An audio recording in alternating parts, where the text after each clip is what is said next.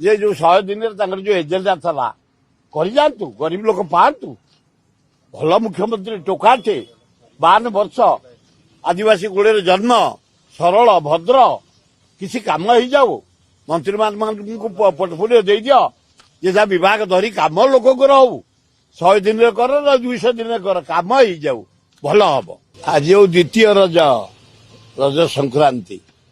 ପହିଲି ରଜ ଥିଲା। କାଲି ମୁଁ 13ଟି ଜାଗା ଯାଇଛି।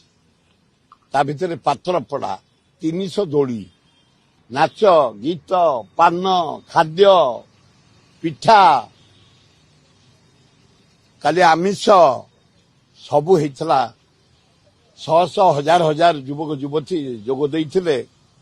ମେୟର, ଭୁବନେଶ୍ୱର ମେୟର ସୁଲୋଚନା ଦାସ, ମୁଁ, ଡେପୁଟି ମେୟର କୁଁୱର, ଆମର ସେଠିକାର ଯେ କର୍ପୋରେଟର ଶମ୍ଭୁ, ସମସ୍ତଙ୍କ ସହଯୋଗରେ ହଜାର ହଜାର ଲୋକରେ ଆରମ୍ଭ ହେଇଛି।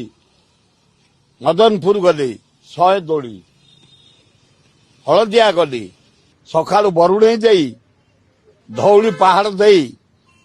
ବରୁଣେଇ ହେଉଛି ଆମ ଏଇ ଅଞ୍ଚଳର ରଜର ପ୍ରଥମ, ଯୋଉଟା କି ହଜାର ହଜାର ବର୍ଷ ତଳୁ ରଜ ଦିନ ବରୁଣେଇରେ ଆରମ୍ଭ ହୁଏ ମେଳା।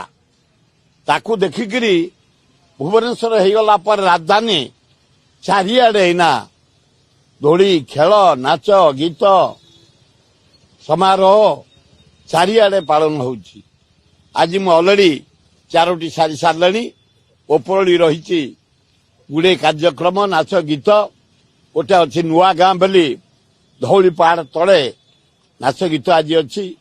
କାଲି ରବୀନ୍ଦ୍ର ଉପରେ ପ୍ରଫୁଲ୍ଲ କରଙ୍କ ପୁଅ ରଜ ଉଦ୍ଯାପନ କରିବା ପାଇଁ ଗୋଟେ କଲଚରାଲ ପ୍ରୋଗ୍ରାମ କରିଛନ୍ତି। ରବୀନ୍ଦ୍ର ଉପରେ 6ଟା ବେଳେ ଡାକିଛନ୍ତି, ନନ୍ଦନକାନନରେ ଡାକିଛନ୍ତି, କାଲି ବରୁଣେଇ ପାହାଡ଼ରେ ଲାଷ୍ଟ କ୍ଲୋଜିଂ ଡାକିଛନ୍ତି। ସବୁ ମୁଁ ଆଟେଣ୍ଡ କରିବାର ସୁଯୋଗ ପାଇଛି।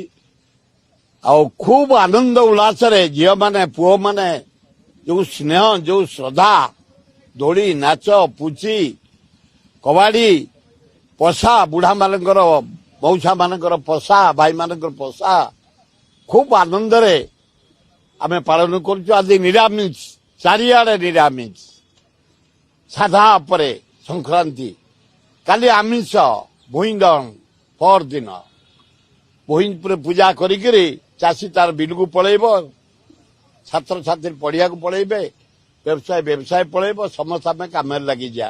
ଏ 4 ଦିନ ହଉଛି ଓଡିଶାର ପର୍ବ, ଭାଇଚାରିଆ ପର୍ବ, ବା ଭାଇ ଭଉଣୀର ପର୍ବ, ସ୍ନେହ ଶ୍ରଦ୍ଧାର ପର୍ବ, ଓଡିଶାର ପର୍ବ। ଆଏ 4 ଦିନ ହେଇଗଲା ପୋର୍ଟଫୋଲିଓ ବାଣ୍ଟୁନାହାନ୍ତି। ଗୋଟେ ମୁଖ୍ୟମନ୍ତ୍ରୀ ବଢିଆ ଲୋକ, 15 ବର୍ଷ ଆମେ ଏକାଠି ଏମଏଲଏ ଥିଲୁ, ଖୁବ ବଢିଆ। 3 ଦିନ ହେଲା ଚାରିଆଡେ ବୁଲୁଛନ୍ତି ସେ, ଡାକ୍ତରଖାନାଠୁ ଆରମ୍ଭ କରି, ଗରିବ ପଡ଼ାଠୁ ଆରମ୍ଭ କରି, ମୋତେ ବି ସାକ୍ଷାତ କରିଥିଲେ।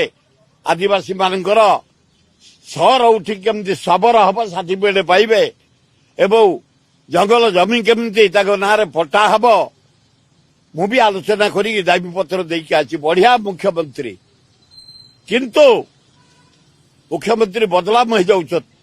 ତୁରନ୍ତ ପୋର୍ଟଫୋଲିଓ ବାଣ୍ଟି ଦିଅ। ଲୋକେ ୟାଡୁ ସିଆଡୁ ଗପିଆ ଆରମ୍ଭ କରିଦେଲେଣି। 3 ଦିନ ହେଇଗଲା ପରେ ସଜ ମାଛ ପୋକ ପକେଇ ଦେବେ ଓଡିଶାର ଲୋକ।